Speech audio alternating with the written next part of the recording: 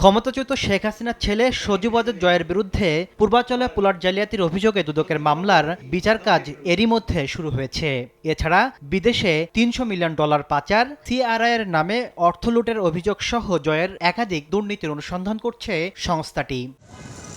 এর মাঝে যুক্তরাষ্ট্রে 54 কোটি টাকার দুটি বাড়ির সন্ধান মিলেছে। দুদক বলছে, বাংলাদেশি নাগরিক হিসাবে আয়কর নথিতে সেই সম্পদ না দেখিয়ে বিদেশে অর্থ পাচার করেছেন জয়।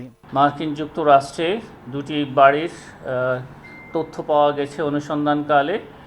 সেই দুটি বাড়ির মূল্য হচ্ছে 54,04,32,258 টাকা।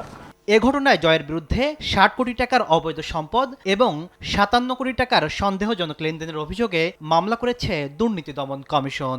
60,14 লক্ষ টাকারও বেশি মূল্যের সম্পদ অর্জন এবং 57,50 লক্ষ টাকারও বেশি মূল্যের অর্থ সন্দেহজনক লেনদেন করে সংশ্লিষ্ট ধারায় মামলা রুজুর সিদ্ধান্ত গৃহীত হয়েছে।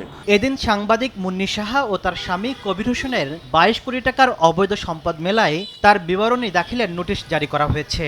মুন্নী সাহা এবং তার স্বামী জনাব মোহাম্মদ কবির হোসেনের প্রতি দুর্নীতি দমন কমিশন আইন 2004-এর 26(1) ধারায় সম্পদ বিবরণী আদেশ জারির সিদ্ধান্ত গৃহীত হয়েছে।